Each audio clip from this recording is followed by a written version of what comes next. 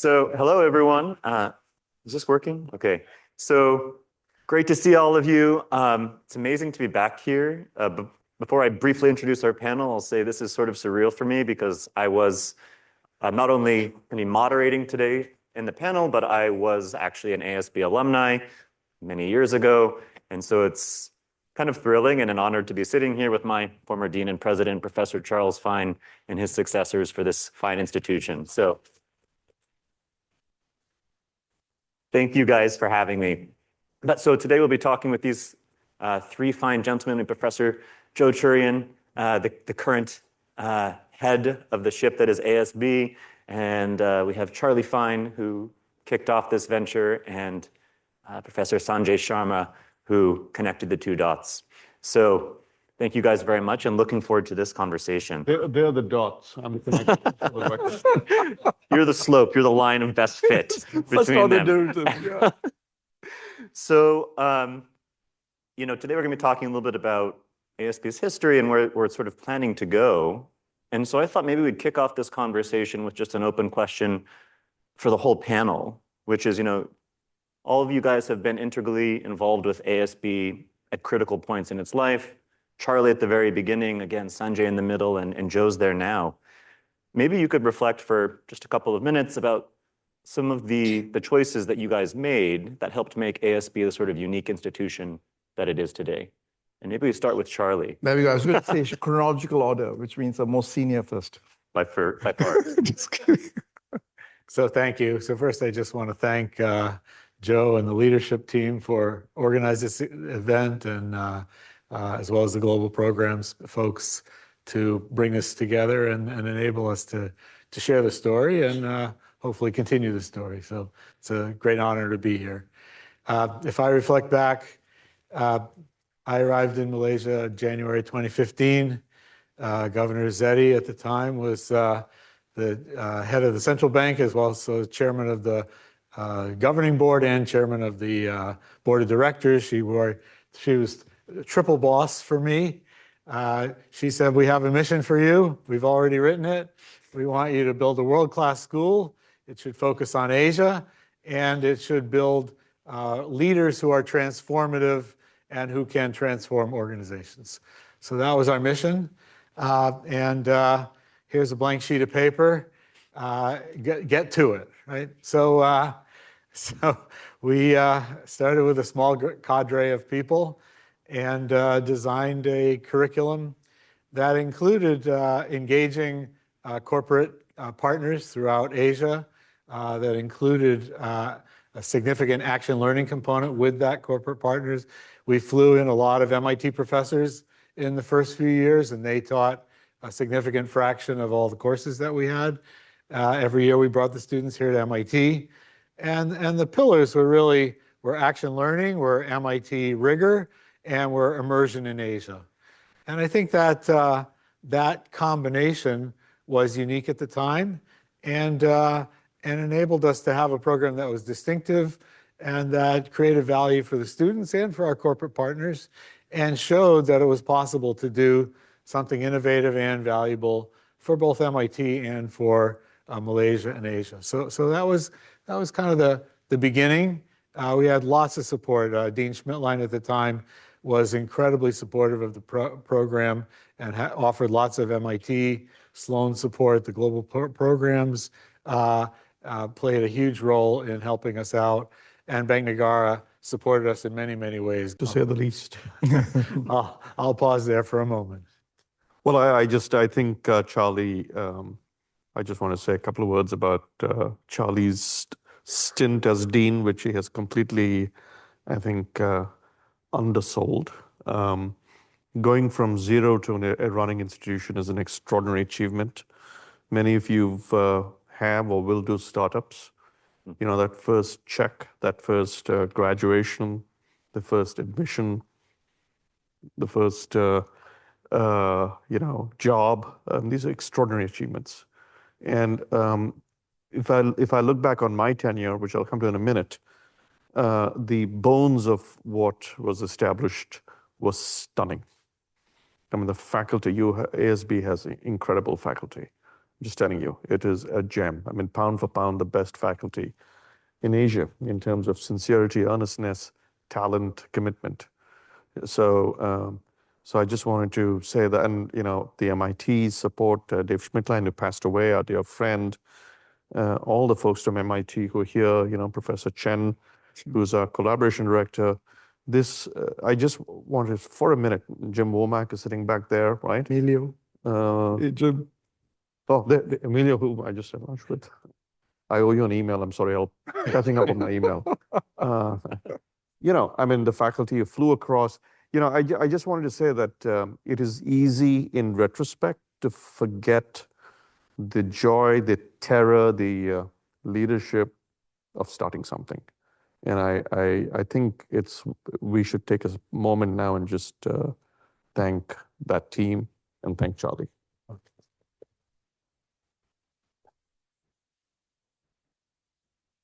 So I am an engineer. I only play a business school dean on TV. And I'm apparently also a faculty member in Sloan. But mostly, And an eminent visiting professor at ASB. and I am still an EVP at EVP. at ASB. ASB. But I just want to say that I have a long history in Singapore, in Southeast Asia, in Singapore, and then Malaysia.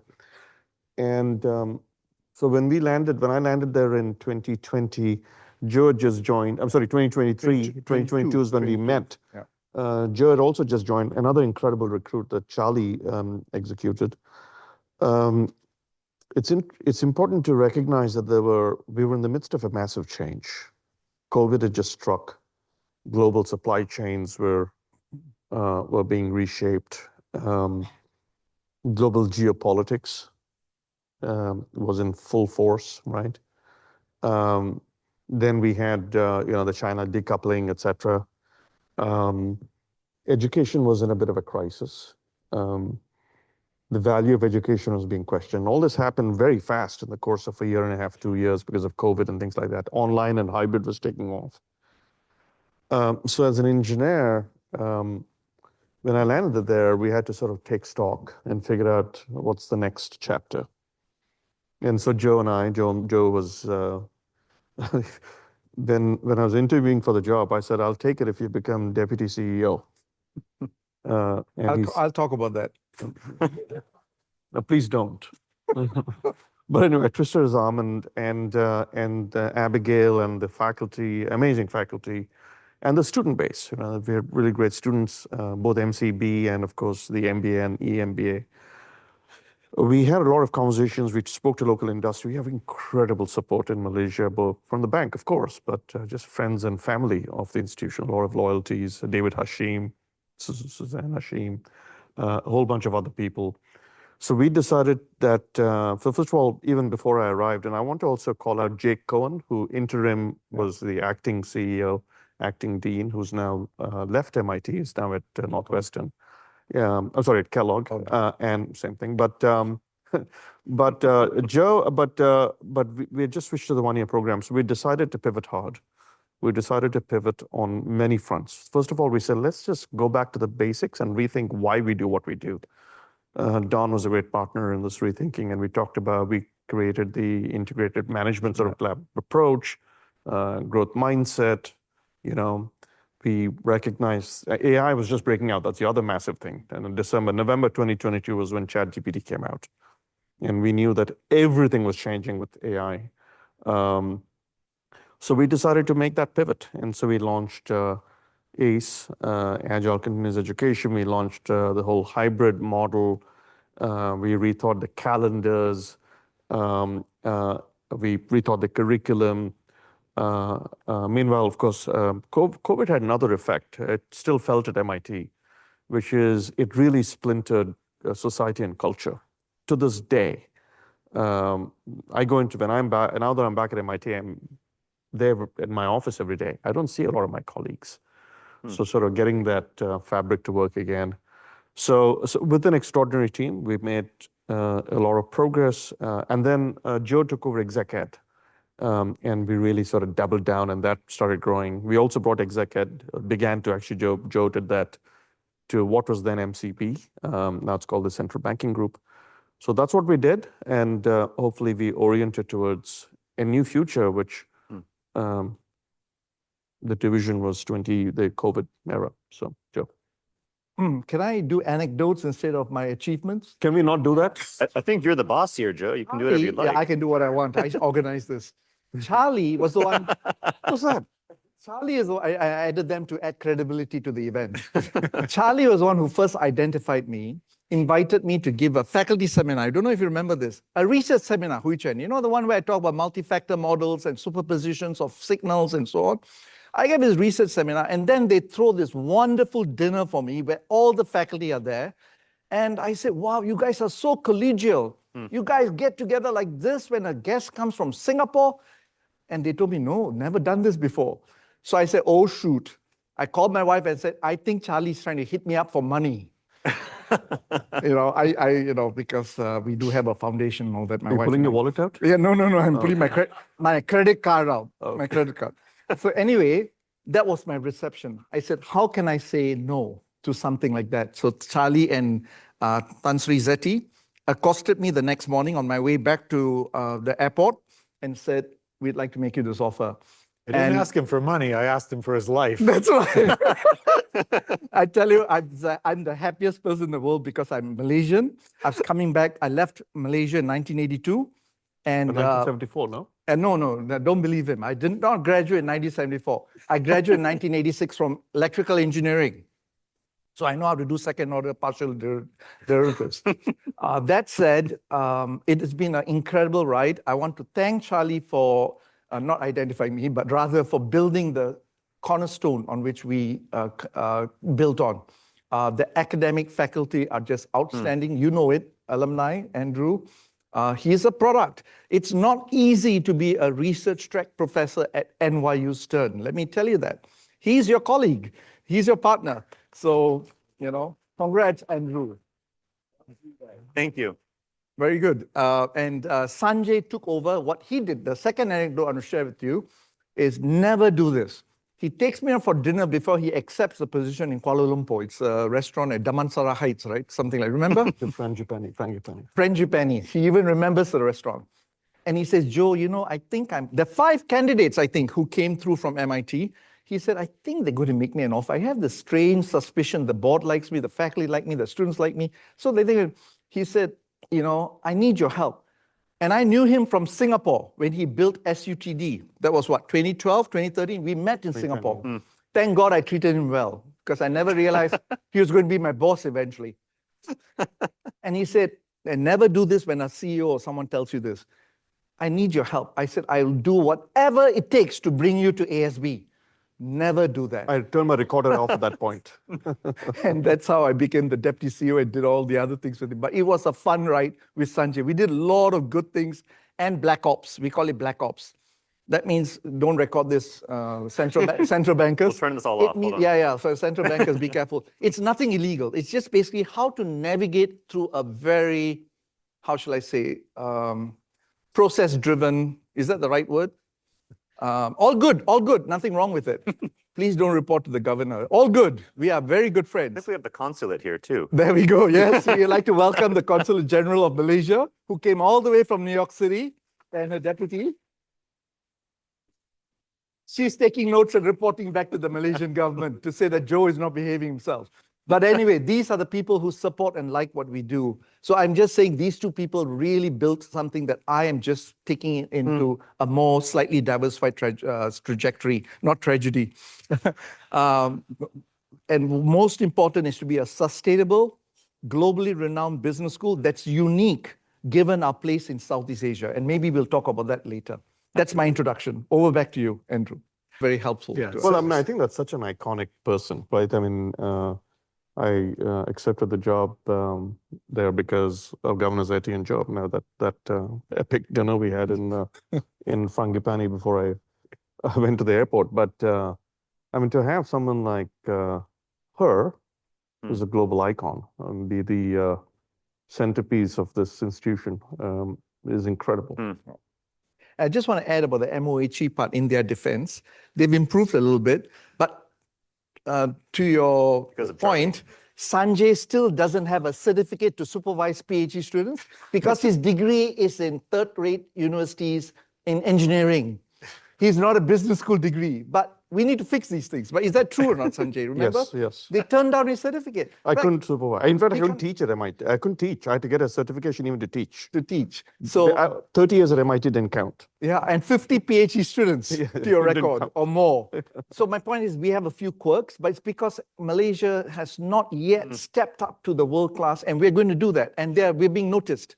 So the MOHE is more. But I think defend also. Let me defend it. I think it's because there are a lot of fly-by-night institutions that That's true. the rules. That's true. That's where the rules are created. That's true. Yeah. But you don't want to develop policy based on the worst case scenario. That hurts everyone, including the good ones. But anyway, we live and learn. Yeah, well, I think this is actually a great segue because, we've got a lot of Malaysians in the room. We have members from the Consulate General here. I think Malaysia is not only a sort of core part of the school's DNA, but it also seems to relate very strongly to me to the sort of key idea that we hear about with everything ASB, which is, sort of global rigor, global presence, local relevance. And I'm wondering if you guys can talk a little bit about where that part of the school's ethos came from, maybe how it links to some of your stories, and maybe how Malaysia contributed to how you guys think about that. I can start a little bit. So I think part of our objective and requirement was to create an organization that had a combination of Malaysian culture, MIT culture, Asian culture. And I think we ended up building a culture that was not MIT, but it was also not Malaysia. And some Malaysians would tell me, when I walk onto the campus, I don't feel like I'm in Malaysia anymore.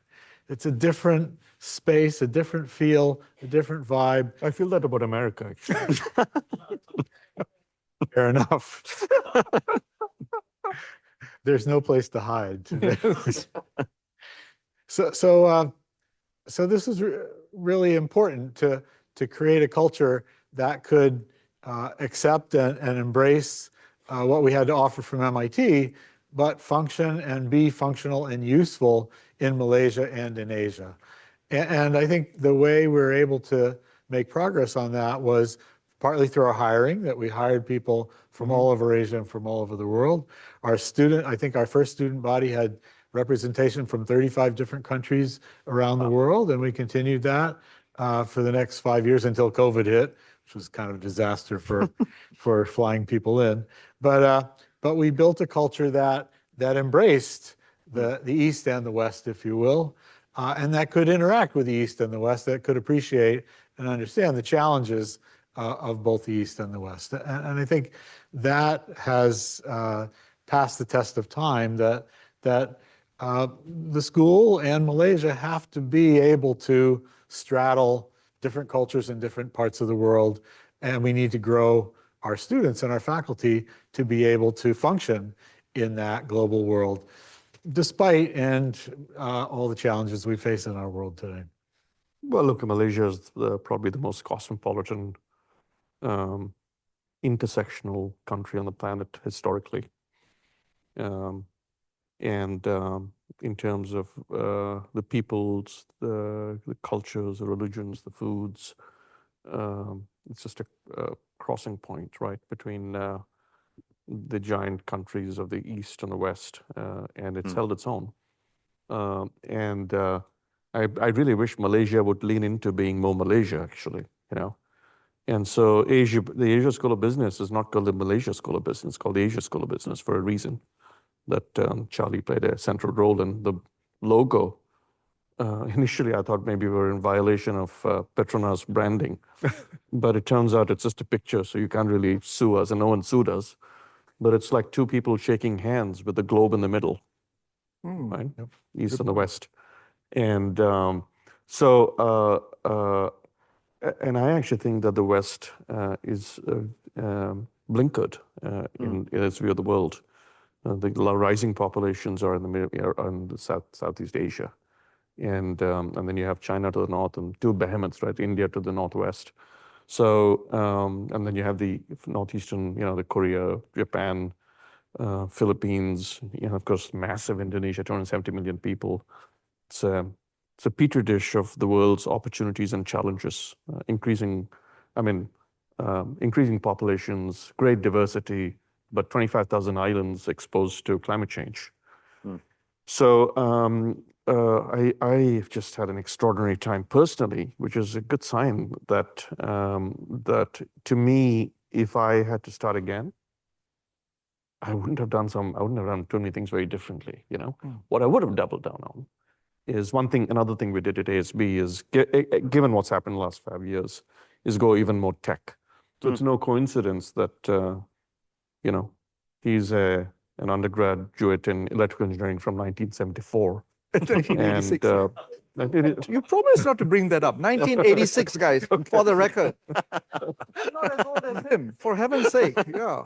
But I think the tech ethos is probably something I would double Absolutely. down on. Yeah. So. Okay, can I add to that too? Please. So sometimes it's better to be lucky than good. We are good, but Malaysia sits at the nexus, Don's word. Don Lassard is here, by the way, and I'll talk a little bit about him and his involvement in ASB. We are the nexus of the peace and neutrality dividend. Malaysia is friendly with every country, including Donald Trump. He was dancing on the tarmac of KLIA. Did you see that? Yeah, he was really dancing. Show the video later to everyone. And Xi Jinping was also dancing at another airport. I'm in Malaysia. What I'm trying to say is that we are neutral. We are also affordable. Okay? Not cheap, but very affordable. That means our programs are accessible. And thanks to Sanjay about the democratization thing, he has brought the democratization concept to the core of what we do. Okay?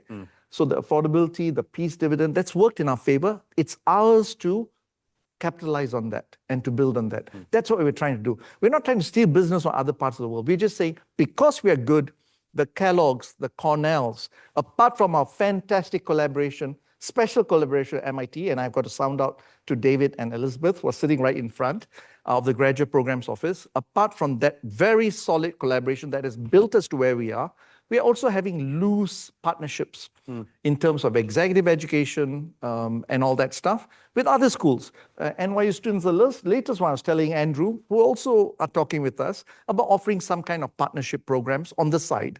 So we want the top schools like Tsinghua, Siebes, and Kellogg, Cornell, and NYU. Yale, Oxford. Yale, yes, we have Yale, Oxford, thank you. The Pathway program, some of you. Actually, I had dinner with Andrew was there with 3 others who are from the Yale MAM program. MAM. 3 of our ASB graduates, and then one who was a MS, MIT MS. I was so happy to see, and they're doing very well in the real world. So I think the difference is our curriculum. So I want to sound out Don. He's paid me money for this, so I've got to do it. The IML that Sanjay talked about started under Sanjay, Don, and Renato, and a few other faculty worked on it. Abigail, yeah. Abigail as well.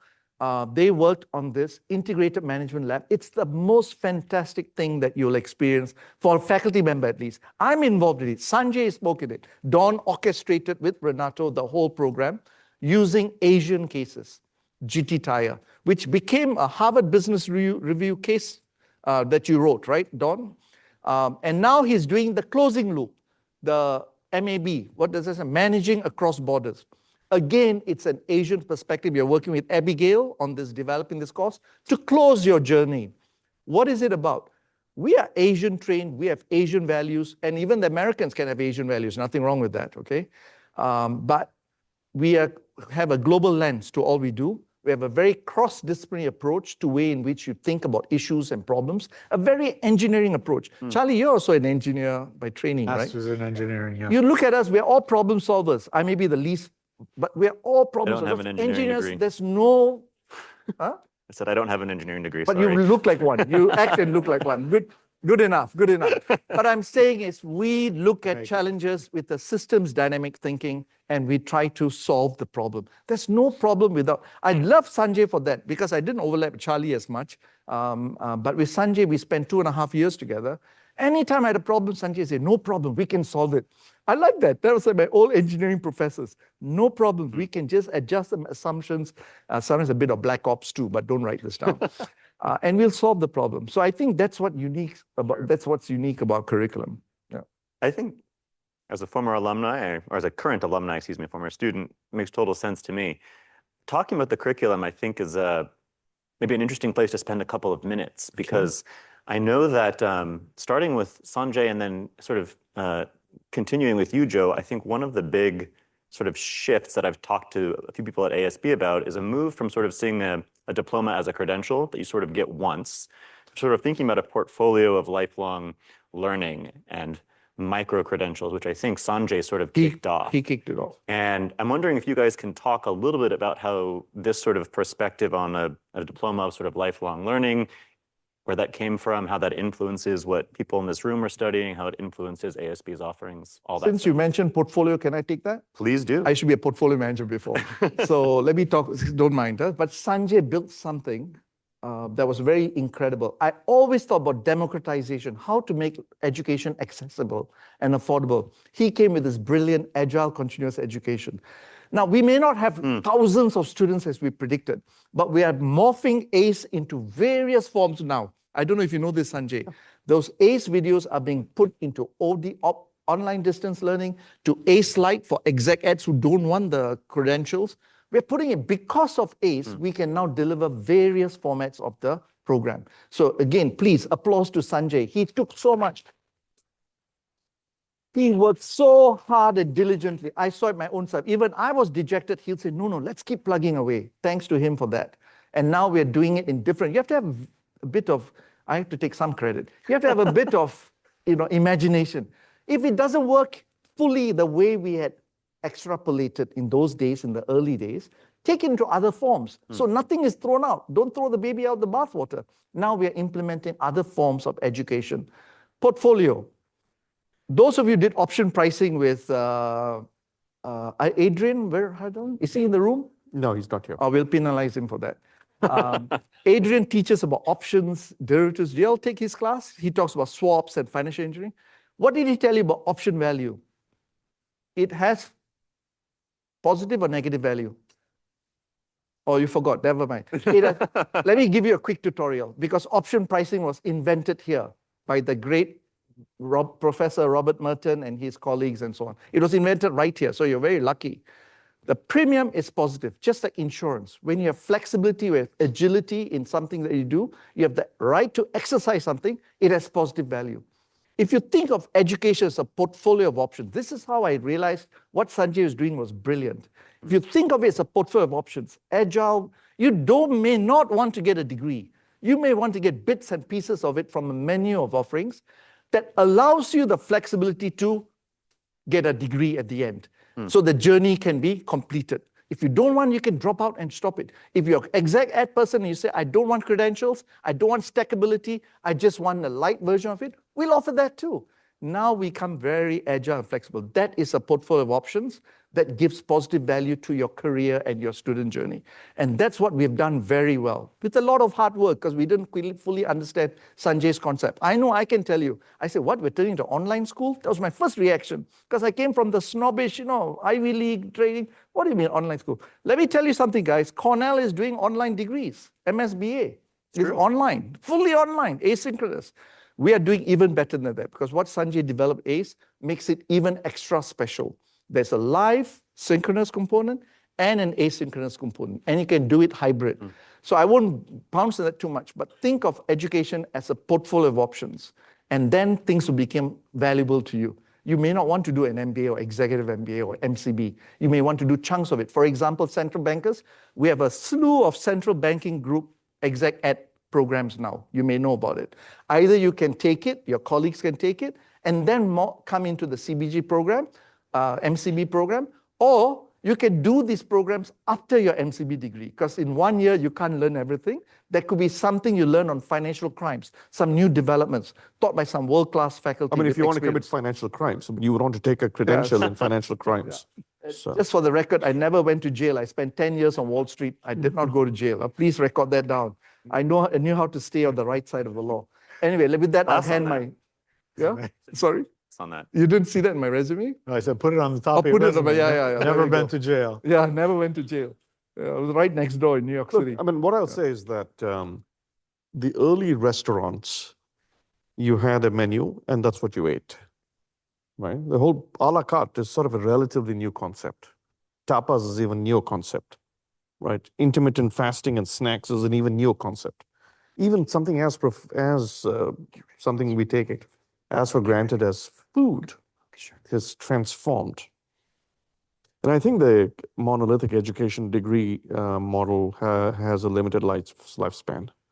We'll be educating ourselves for the rest of our lives, right? It's like going to the gym for the rest of your life. And so one of the key things here is action learning.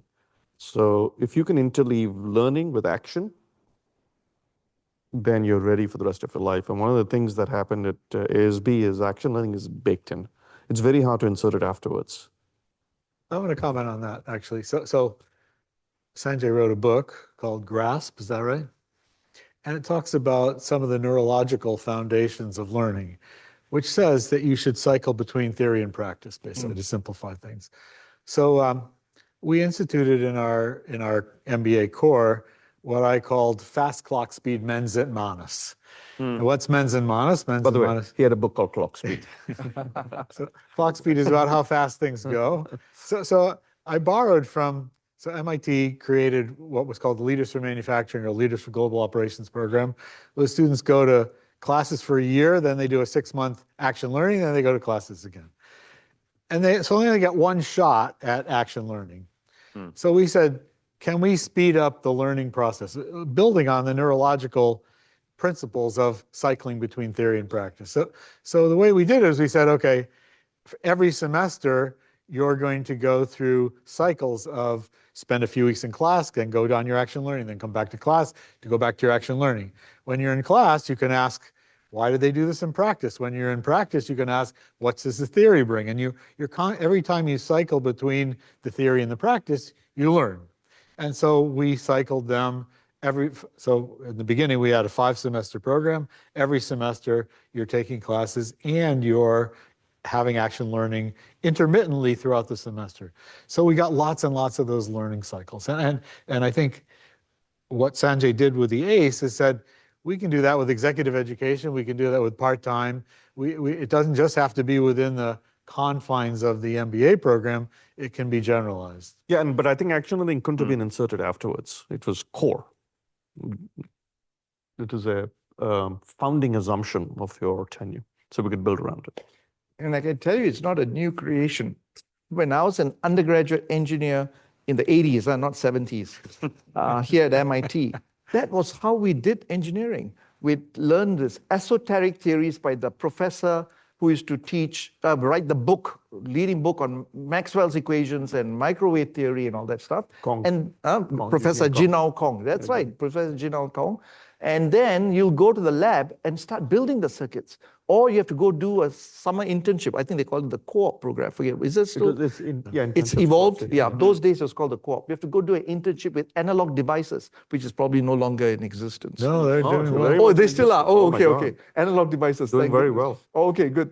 They probably named a building here by now. And if you think about medical education, it works the same way. You spend Race data. Race data. spend your mornings in the hospital, then your Yes, afternoons in exactly, class, and the mornings in the hospital, afternoon in class. You're constantly cycling between theory and practice, mind and hand. And that's the important MIT DNA, which I think It's very is unique, infused, very, very unique. Back in the 80s, and I'm sure before that as well, Sanjay's time as well.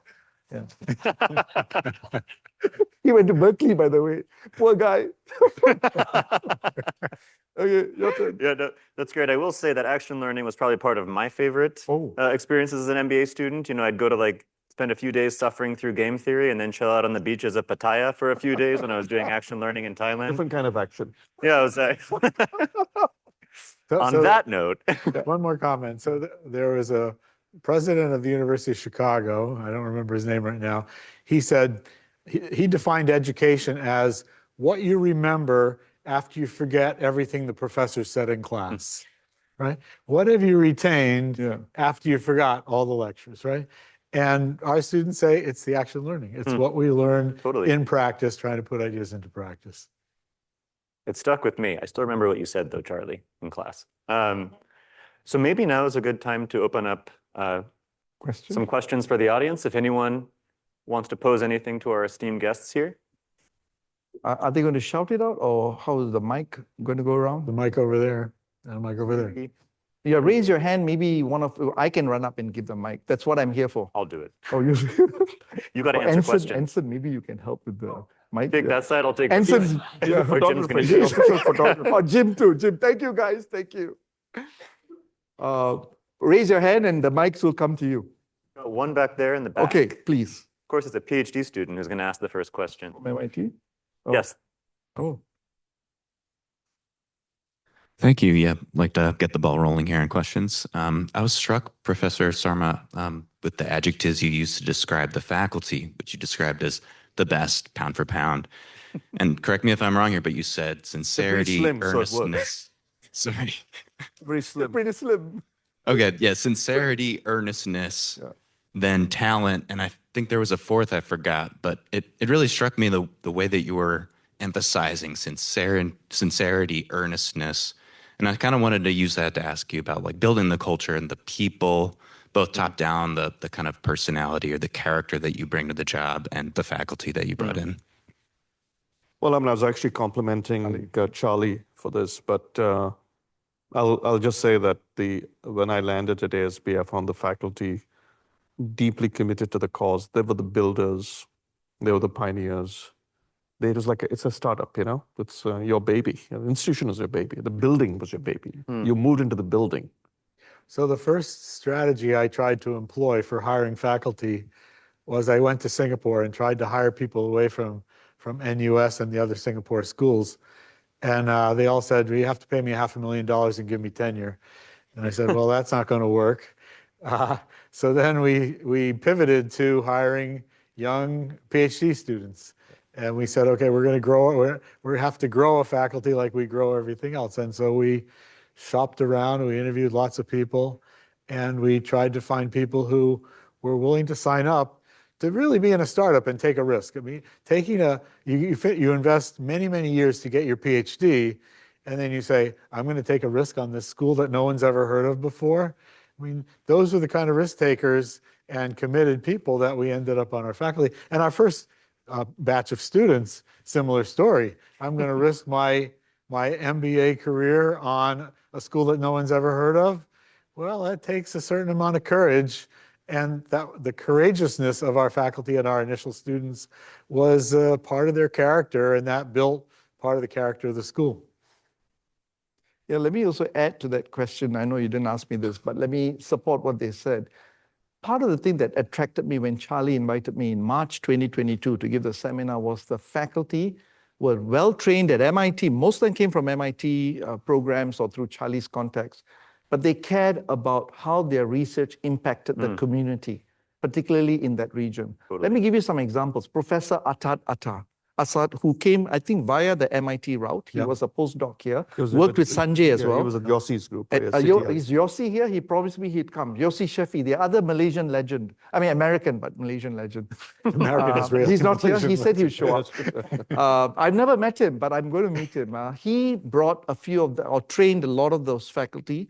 Professor Shadul, so Asad is uplifting smallholders' livelihoods that supply 40% of the Perth palm oil. I don't know if you know this, to the world. 40% comes from smallholders in Malaysia and Indonesia. Now, the fact is, who takes care of them? Because they are poor, they have small units. The big plantation companies don't care about them, or at least don't care as much because they've got their own business to run. But Asad provides the training. It's world-class. I bet you he's the best supply chain guy using mathematics optimization. He's training under these guys and Yossi and so on to actually apply it in the local context. And now they can be scaled to Thailand rubber plantation holders, to Indonesian palm, and so on. So do you see what I'm saying? Shadul, also a graduate from this school, PhD program. He does supply chain management, scenario analysis. You know, I use models. My students who love me to bits, who took my portfolio management class. How many of you did it? Don't give as loud a hoot for Will Olet, okay? You better tell him I was good too.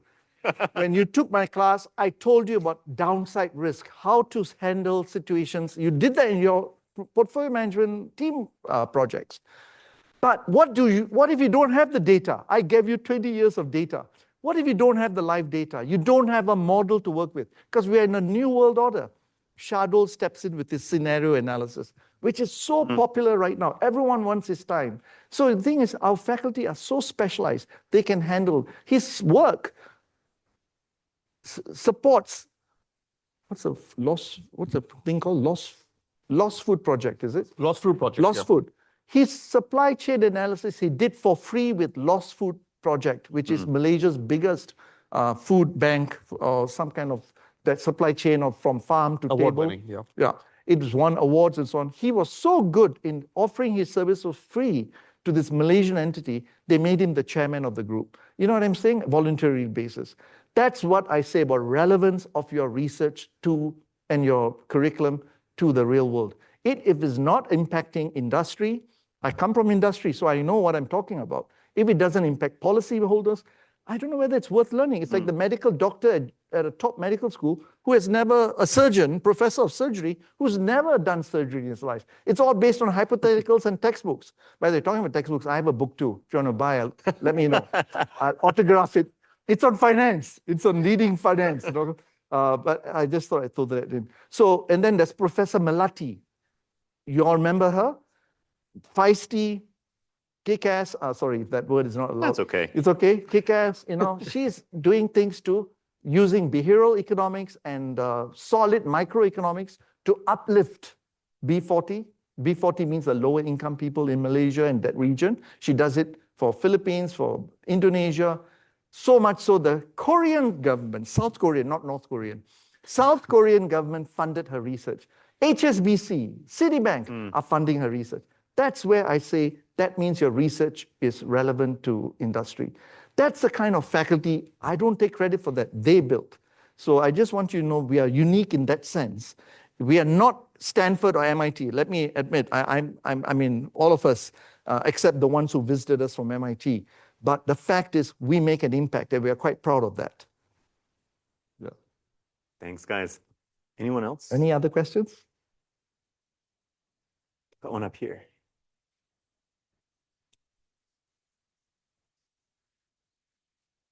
Hi, profs. Just now you guys mentioned COVID changed a lot of things and how we approach education. And I think the New World Order is putting us on the edge and a lot of us are uncertain. But how do you see education would change? Would there be more things coming in, or it's uncertain? How do we navigate this through? Or maybe the two previous deans can give some advice to Professor Joe as well. Just curious on your train of thoughts and your mental models about how to navigate this, the education space. Thanks. Great question. I can comment on that. So the initial model of ASB was built on airplane flights. That is, we were flying MIT professors into Malaysia on a regular basis. We were flying all our students to MIT. We were flying our students to action learning projects all over Asia. So for 5 years, that model worked, and then the curtain came down, right? COVID hit. We lost about a third of our students who couldn't get in. Some of the students were taking classes at 3 in the morning because they were spread all over the world. It was a very, very difficult time. Our IT team and our teaching team did an amazing job transitioning to online everything. We did online action learning, we did online courses, and the team was cognitively ready for whatever. And when it hit, I think they adjusted very, very well. But it was a different world, and the kind of experience we could give students with, if you will, digital action learning or remote action learning was not the same as being embedded in a factory in Vietnam or being embedded in a palm oil plantation in Johor, whatever it might be. So the world changed dramatically. We lost about half of our executive education revenue overnight when COVID hit. and we had to adapt. And I would say that we wrestled with that. We struggled with that, and I think we were still struggling when I transitioned back to MIT, and it was really Sanjay, I think, that with the ACE model that came up with a business model for the new world, if you will. Yeah, no, thank you. I think that, look, there's an AI bubble, okay? Let me be very frank. I think what's happening is that the AI companies are selling AGI, which is this miraculous worker that'll do every job. It'll compose music. It'll do your accounts. It will, be the strategy consultant and everything. And that's not true. It's just not going to happen. This is just a language model. So right now, it's very fraught. You might think that everything's going to change. You're going to think, and companies aren't hiring. Oracle just laid off 30,000 people, 12,000 in India alone. But that's misguided. AI is really fantastic, but it's not everything they're making out to be. It's a mirage. There is no AGI. We don't even know what intelligence is, leave alone AGI. So that'll all pop. But AI is real.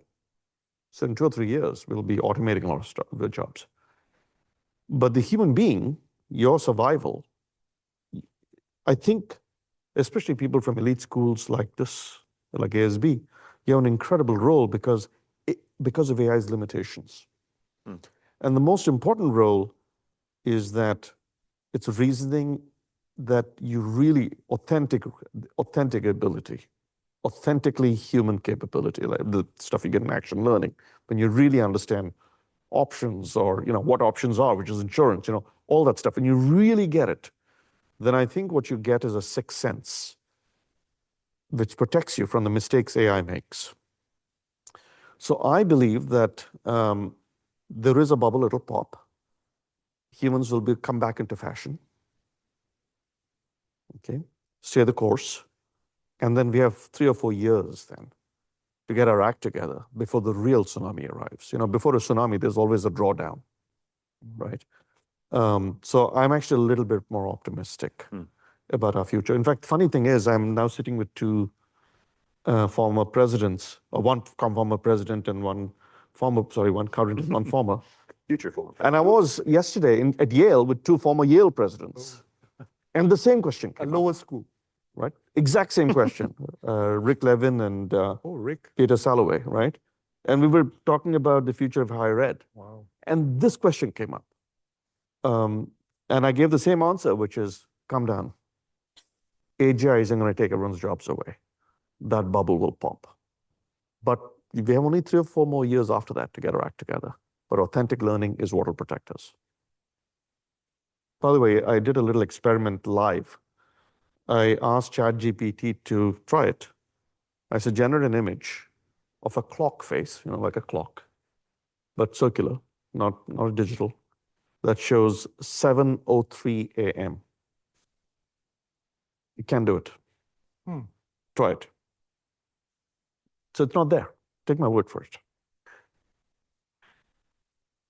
I know we're getting close to time, and I think that was just like such a wonderful heavy note to kind of end on. So in our last 2 minutes, I'd like to just do a little bit of a lightning round for you guys. Maybe 1 minute each or something like that. We've talked a lot about ASB's history, its future in the face of lots of change and uncertainty. But this guy here on the end, Professor Fine, has written a great book about scaling. And one of the sort of risks that institutions face as they scale is that they can lose focus or change focus. And so I'm curious, as ASB continues to grow, what's something that you really hope it doesn't give up, something that it really sort of maintains, no matter how broad or how much it changes? So one of the things that came out of our project at ASB is a book that we wrote called Nail It, Scale It, Sail It. The 3 stages of the venture, from nailing, starting out, figuring out, you're kind of lost in a jungle. How do we find our way? What's our right business model? To scaling, we figured out the business model, now how do we grow? And then to sailing, which is more stage of maturity. And the danger is when you get to sailing, you're mature, you kind of, you jettison the innovators and you focus on executors. And that's very, very dangerous because the world's going to keep changing and the challenges are going to keep changing. The innovations are going to keep coming. So you have to retain the nailing culture, the culture of experimentation, of exploration, of trial and error, even once you're a mature organization. And I think when I think about the trajectory that ASB is on even today, which is still very, very innovative, I think ASB is moving faster than MIT Sloan, to be quite frank. And ASB hasn't, there's this thing about it's not the biggest tool to survive, it's the most adaptable, the ones who can adapt the most quickly. And I think ASB is really well positioned to continue to innovate, to continue to, MIT's wrestling with these things, and MIT Sloan is, but just can't move as fast and can't experiment as quickly and as comprehensively. So I think that's the advantage of ASB, and I feel confident that with the current leadership, the innovation will continue, and these challenges will be navigated. Yeah, I mean, I really don't have much to add to that. I'll never let process trump purpose and be always focused on purpose. Yeah. I'll just add that don't throw the baby out the bathwater. When someone has built something incredible, build on it. Innovate, be agile. It's true. We actually can move much more quickly. But as Tan Sri Zeti, who all of us have given credit to, all of you also should know that she's just been the person who's helped us stick to our core. We're an Asian school of business. We're not trying to be a Western school of business. We're not trying to be a Latin American, but we welcome all parties to the table to have the Asian way of looking at things and solving things for a global context. So that managing across borders is one of those things. How can we be world-class players in any MNC, yet, or startup for that matter, and yet have the sort of Asian lens? And Southeast Asia, let's face it, how many, Sanjay, trillion people? You always mention Southeast Asia has how many trillion? 670, it's about... Close to a trillion. What? Population. Population is not trillion, Oh, not no. of the planet No, either. no, okay. I just added. 600 million. Wait till Malaysia, we're going to grow. We've got a lot of people who are going to have families here. No, it's about 600 million. 600 million and the GDP of about... It's about in that range. About a trillion, right? He always quotes this. This is an incredible opportunity for us to educate, train, lead, but people may not want it in the traditional, archaic version of education. So we got to adapt. I think that's what Charlie is referring to. We can adapt more quickly, but we are not MIT, we're not Stanford. We won't pretend to be. We'll just be but in why our should own... you be? There's no reason. There's no reason, exactly. We want to be our unique, because the worst thing I see is I go to an Asia school that tries to pretend to be a Western school. Why do we do that? We want to be create our own niche that all of you can be proud of someday and be very successful, like the man here on my right. And the rest of you as well. And to make a difference in your central banking environment. Think about it. Some of you were picked by your own governors to come to ASB specially. You may be future governors. I'll be coming to you too for help later on. And for money, right? No, money, that's why Bill Holland talked a lot about that. Central bankers only care about money. But he meant it in jest, of course. So all I'm saying is that we are going to need your support, MIT support, for a long time to build on this in our own unique way. Thank you, gentlemen, very much. I think we're out of time. Thank you so much for Thank your you, time Andrew. to the panel. Thank you guys for coming. Thank you.